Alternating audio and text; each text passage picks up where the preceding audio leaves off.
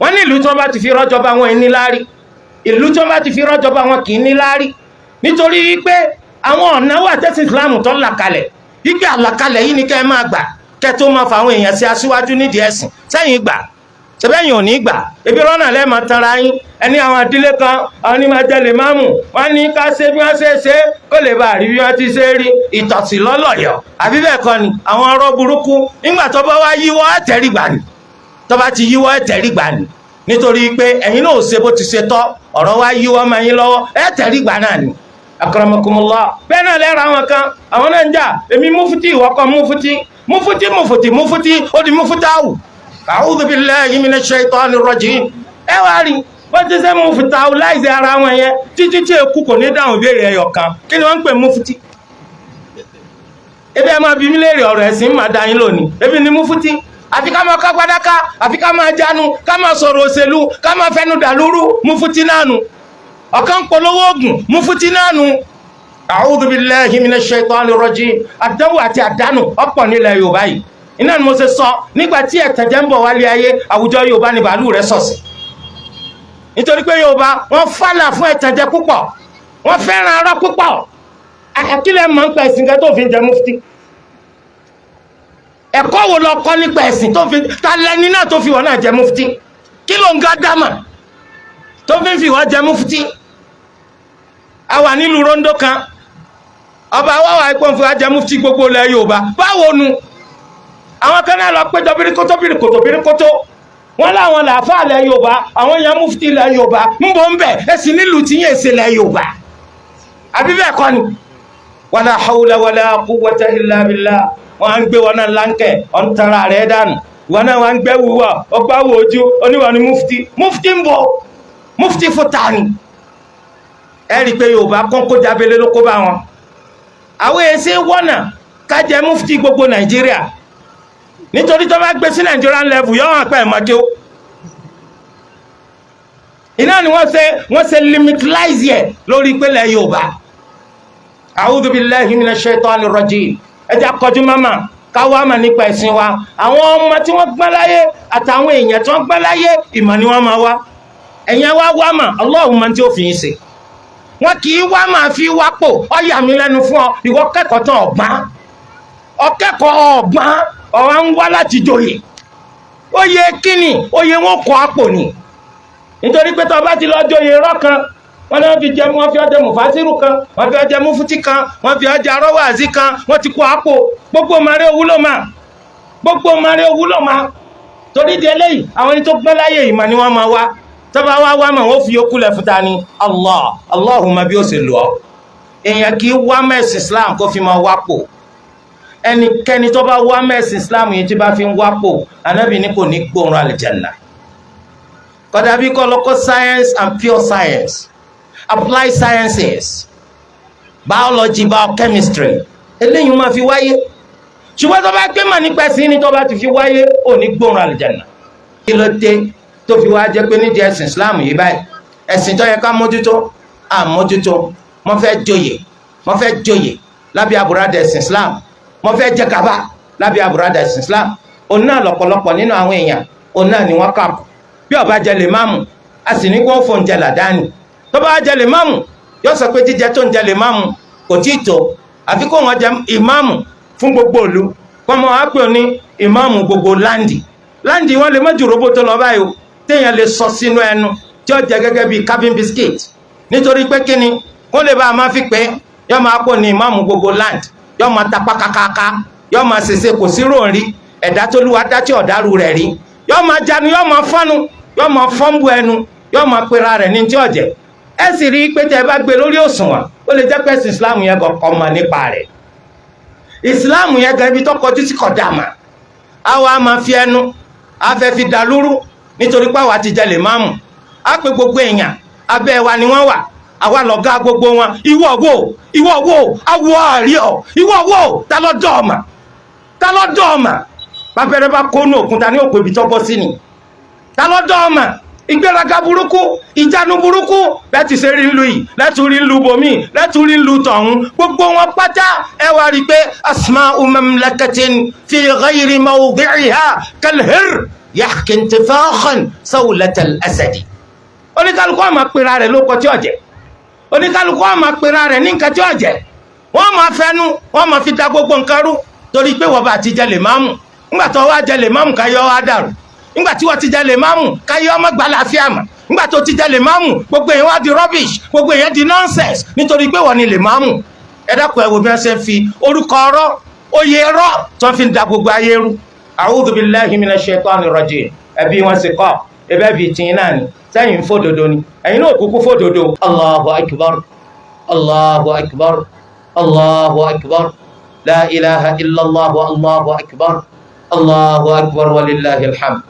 Gbogbo dáadáa eléyìí tó lu ẹlẹ́dàá tó fún wa ṣe nínú Ramadan káma ike Ramadan lọ́lọ́ olú ẹlẹ́dàá wa tá à ń sìn kọ́ lọ síbi kan o ìjọsìn fún yọ máa bẹ bẹ́ẹ̀ títí táfi filẹ̀ ayé wa sílẹ̀. Ọ̀ràn yẹn ló jẹ́ lórí wa ká mójútó ẹ̀sìn wa ní kọ̀kọ̀ wa àti ní gbangba wa. Ọ̀ràn yẹn ló jẹ́ lórí wa ká má fẹ̀sìn wa ká má fi tayò. Ọ̀ràn yẹn ló jẹ́ lórí wa gbogbo dáadáa tá à ń ṣe nínú Ramadan ká tún múra sí lẹ́yìn Ramadan. Èyí tá à ń fa hàn ṣe, èyí tá à ń fa àwọn oríkèé wa ṣe, èyí tá à ń fowó wa ṣe, gbogbo àwọn dáadáa yìí àwọn àjọsìn yìí wọn gbọ́dọ̀ tẹ̀tì nítorí pé Ramadan ti tán. Àwọn awọ kan bẹ tí ń bẹ láàrin rẹ̀ àtẹlómi, àwọn kankan bẹ tó jẹ́ pé kò jẹ́ kó omi ó tòrò láàrin rẹ̀ àtàwọn èèyàn mi. Ẹ tún ṣe kó dáa nítorí pé àmọ́jọ́ tá a kù. Àwọn èèyàn kan bẹ tó ṣe pé Ramadan yìí là ṣe máa ti wọn. Àwọn èèyàn mi ṣe Ramadan yìí ọjọ́ ọdún yìí kò bá wọn láyé. Ìwọ náà mà ìjọ wo ni ọjọ́ kù tiẹ̀ náà dé. Gbìyànjú láti ṣàtúnṣe kó tó di pé ikú òde. Akramakumullah, ẹ rí i pé omi ọ̀rọ̀ ogun ni bàbá wa kú àwa takú wọn lé aláàní gbà kún ó pin ẹ jẹ́ wọn ó pin kẹ́yìn tẹ́ wà láyé náà tó dòkú, kẹ́yìn tẹ́ wà láyé náà tó dòkú. Tẹ́ ẹ bá dòkú tẹ́yìn náà bá lọ sẹ́yìn mọ̀ pé ń jọ yẹn ó ti parí náà nù. Akramakumullah, bẹ́ẹ̀ náà ni ẹ rí i pé ẹlòmíì bọ́yá ẹnìkan ṣẹ̀ṣẹ̀ ọ ọjọ́ ìyàwó rẹ̀ ẹ̀ṣẹ̀ tó wá ṣẹ̀ yìí ó náà ti mọ̀ lẹ́ṣẹ̀ kìí ṣẹ̀ṣẹ̀ kan tó lọ títí wọ́n ti bẹ̀ ọ́ dákun gbẹ́bẹ̀ jọ padà sọ́dẹ̀ rẹ̀. àwọn alára àwọn fẹ́ kó lu akọ́ gbẹ́bẹ̀ wa kó ṣàánú tiwa náà wọn náà ṣàánú kó lè bá aráàánú lọ́dọ̀ Allah. ẹlòmíì ọmọ rẹ̀ lọ́sẹ̀ ẹ gba ẹ̀bẹ̀ ọmọ yín ẹ fà ọmọ yín mára. ọmọ yín òkúkú ní dọ́mọ ẹlòmíì ọmọ yín náà ni ẹ dákun ẹ ṣàtúnṣe. ẹlòmíì mọ̀lẹ́bí sí mọ̀lẹ́bí ni ẹ jẹ́ ká ṣàtúnṣe torí pé ikú ń bẹ níta abájọ ṣe tá a fi jọ túká òun náà ní nǹkan tí ó ṣẹ́kù. Akramakumullah, bí Ramadan ti ṣe wá ń parí ó wà nínú ẹgbàá ọ̀rọ̀ látọ̀dọ̀ Ànábì Muhammad sallallahu alayhi wa sallam nínú hadith Abi Ayyub al-Ansari radiyallahu anhu annabi man sama Ramadan thumma atba'ahu sittan min Shawwal kana kasiyami ad-dahr rawahu Muslim. Ẹnikẹ́ni tó bá ṣe siyamu Ramadan tó tún wá ṣe siyamu ọjọ́ mẹ́fà lẹ́yìn rẹ̀ yóò dàbí pé gbogbo ọjọ́ ayé rẹ̀ iná ló fi ṣe siyamu. Ẹnikẹ́ni tó bá ṣe siyamu Ramadan tó tún wá ṣe siyamu ọjọ́ mẹ́fà lẹ́yìn rẹ̀ yóò dàbí pé gbogbo ọjọ́ ayé ló fi ṣe siyamu. Apá kan nínú àwọn olùmọ̀ àwọn ní àwọn kórìíra ká ṣe siyamu wọ̀nyí báyìí. Àwọn náà ni al-Imam Abu Hanifa àtọmọkéwìrì Abu Yusuf, bákan náà al-Imam Malik rahmatullahi alayhim. Àwọn láwọn kórìíra rẹ̀. Kí ló dé? Wọ́n lọ́rọ̀ pọ̀ lórí àdéhìí tó ti pé al-Imam Muslim ló gbà wá.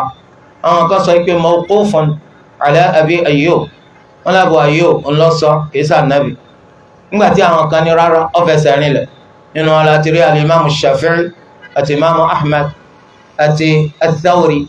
Àwọn eléyìí sọ pé ó fẹsẹ̀ rinlẹ̀ torí di eléyìí orí pọ́ fẹsẹ̀ rinlẹ̀ làwọn náà wà.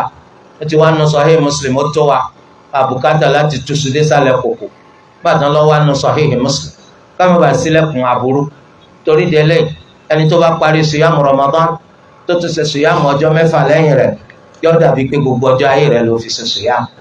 Àwọn olùmọ̀tò wá ní ká ṣe wọ́n bẹ́ẹ̀ nu ẹni tó sọ pé ká ṣe ní tẹ̀lé-tẹ̀lé ká ṣe ní tẹ̀lé-tẹ̀lé tó bá ti di pé sèyàmù Ramadan tán ká ṣe ní tẹ̀léńtẹ̀lé lẹ́yìn ìjọ ọdún a rí nínú wọn àwọn tán ní kìí ṣe pé ká ṣe ní tẹ̀léńtẹ̀lé ká sàtìrí pa ṣe mẹ́fà ni àwọn kan sì ní ká ṣe mẹ́ta ṣáájú ọjọ́ kẹtàlá kẹrìnlá kẹẹ̀ẹ́dógún oṣù táàfì fìjọ́ kẹtàlá náà kún ẹ̀kẹrìnlá kún ẹ̀kẹẹ̀ẹ́dógún kún tó jẹ́ ayyamul bid tí ó fi pé mẹ́fà gbogbo bó tilẹ̀ wù kó ṣe sátìrí kó pé mẹ́fà ẹni tó bá jẹ gbèsè kankan ní Ramadan kọ́mẹ́sì sùyàmù ọjọ́ mẹ́fà yìí torí pé tí ọ̀ràn yàn òun náà lọ́jà ló ṣe kókó lọ́lú ẹlẹ́dàá ó bi wá léèrè tó bá dijọ́ gbẹ̀ndà al-qiyam.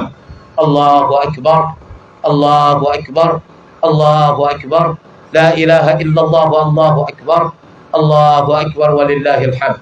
Akramakumullah á rí i pé ìgbésí ayé ọ̀daràn fún ọ̀pọ̀lọpọ̀ wa ní Nàìjíríà wa tá a wà lónìí nípa pé gbogbo nǹkan wá gógó gbogbo nǹkan gbówó lórí ọ̀rọ̀rùn fáwọn èèyàn láti sẹ̀mí níta ara lánàá bàbá padà dọ́jà lónìí ọ̀tọ̀ níye tá a bá eléyìí tó mú kí nǹkan má dẹrùn fún ọ̀pọ̀lọpọ̀ bó ti ṣe wá ń lé yìí yéṣe Nàìjíríà nìkan ìwádìí fi hàn wípé gbogbo àwọn ìlú ilé ayé iná ní tọ́jọ́ bẹ́ẹ̀ ti ń ṣẹlẹ̀ ó tilẹ̀ jẹ́ pé ìwọ lè sọ pé ti Nàìjíríà peléke torí pé inú rẹ̀ ló wà bẹ́ẹ̀ náà lẹni tó wà ń bò mí òun náà sọ pé tọ̀dọ̀ àwọn peléke gbogbo bó tilẹ̀ wù kórí tí nǹkan bá le àdúrà là á máa ṣe á máa bẹ Allah ọba tí tuni lára ọba tí mú kí nǹkan kó túyàn lọ́rùn kó dẹrùn fún yàn kó lọ ẹlẹ́dàá wa kó jẹ́ kó dẹrùn fún wa gbogbo òṣòro gbogbo èlé kó bá wa kà kú nítorí pé alágbára kan a sì gbọ́ngbọ́n kan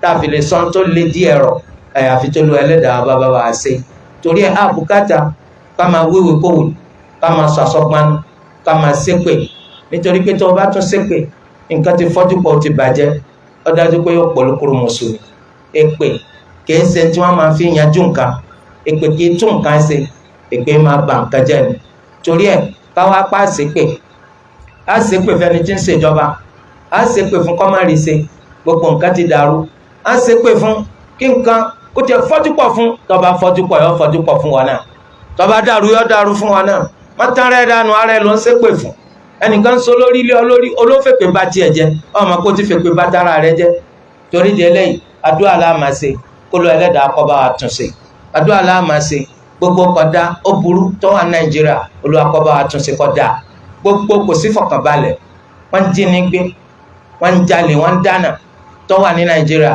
Olúwa kó bá wa fòpin sí Olúwa ẹlẹ́dàá wa kó ran àwọn ẹni tí ń ṣèjọba lọ́wọ́ kí wọ́n lè rí nǹkan ṣe kódà Olúwa ẹlẹ́dàá kó ran àwọn agbófinró lọ́wọ́ Olúwa ẹlẹ́dàá kó fi pa wọn kó fi ká àwọn ọ̀dàyérú Olúwa ẹlẹ́dàá kó bá wa tún orílẹ̀-èdè wa ṣe Olúwa ẹlẹ́dàá kó tún àwọn táǹgó orílẹ̀-èdè náà ṣe Olúwa ẹlẹ́dàá wa àlékún bùkún àlékún àlùbáríkà kó Olúwa ẹlẹ́dàá kó ṣe fún wa. Allahumma salli ala Muhammadin wa ala ali Muhammad kama sallaita ala Ibrahim wa ala ali Ibrahim innaka hamidun majid wa barik ala Muhammadin wa ala ali Muhammad كما باركت على إبراهيم وعلى آل إبراهيم إنك حميد مجيد وسلم تسليما كثيرا وارض اللهم عن الخلفاء الراشدين الأئمة المهديين أبي بكر وعمر وعثمان وعلي وعن سائر أصحاب نبيك أجمعين وعن التابعين لهم بإحسان إلى يوم الدين وعنا معهم بمنك وإحسانك وكرمك يا أرحم الراحمين. اللهم أعز الإسلام والمسلمين وأذل الشرك والمشركين ودمر أعداء الدين من الكفرة والملحدين ومن شايعهم. اللهم كن لنا ولا تكن علينا وانصرنا ولا تنصر علينا وأيدنا ولا تؤيد علينا واهدنا ويسر الهدى لنا. اللهم إنا نسألك بأنك أنت الله لا إله إلا أنت الأحد الصمد الذي لم يلد ولم يولد ولم يكن له كفوا أحد أن تقضي لنا حوائجنا كلها دقها وجلها سرها وعلانيتها أولها وآخرها ظاهرها وباطنها برحمتك يا أرحم الراحمين. اللهم تقبل صيامنا وتقبل قيامنا واجعلنا من عتقائك من النار. اللهم تقبل صيامنا وتقبل قيامنا واجعلنا من عتقائك من النار. اللهم اجعلنا ممن صام رمضان إيمانا واحتسابا واجعلنا ممن قام رمضان إيمانا واحتسابا. اللهم اجعلنا ممن وفقت لقيام ليلة القدر إيمانا واحتسابا. اللهم حسن عاقبتنا في الأمور كلها، وأجرنا من خزي الدنيا ومن عذاب الآخرة، واجعل اللهم كل قضاء قضيته لنا خيرا. اللهم اجعل كل قضاء قضيته لنا خيرا. اللهم اجعل كل قضاء قضيته لنا خيرا. اللهم اغفر لنا واغفر لآبائنا ولأمهاتنا ولجميع موتى المسلمين الذين شهدوا لك بالوحدانية ولرسولك بالرسالة وماتوا على ذلك. اللهم اغفر لنا وارحمنا إذا صرنا إلى ما صاروا إليه. اللهم اغفر لنا وارحمنا إذا صرنا إلى ما صاروا إليه. اللهم اجعل قبورنا روضة من رياض الجنة، ولا تجعل قبورنا حفرة من حفر النار. اللهم لا تجعل قبورنا حفرة من حفر النار. اللهم لا تجعل قبورنا حفرة من حفر النار. اللهم أصلح لنا بلادنا نيجيريا. اللهم أصلح لنا بلادنا نيجيريا. اللهم أصلح لنا بلادنا نيجيريا. ربنا آتنا في الدنيا حسنة وفي الآخرة حسنة وقنا عذاب النار. وصلى الله وسلم وبارك على سيدنا محمد وعلى آله وصحبه أجمعين. بارك الله لكم في عيدكم. بارك الله لكم في عيدكم، وجمعنا الله وإياكم في جنات النعيم. وصلى الله وسلم وبارك على سيدنا محمد وعلى آله وصحبه أجمعين.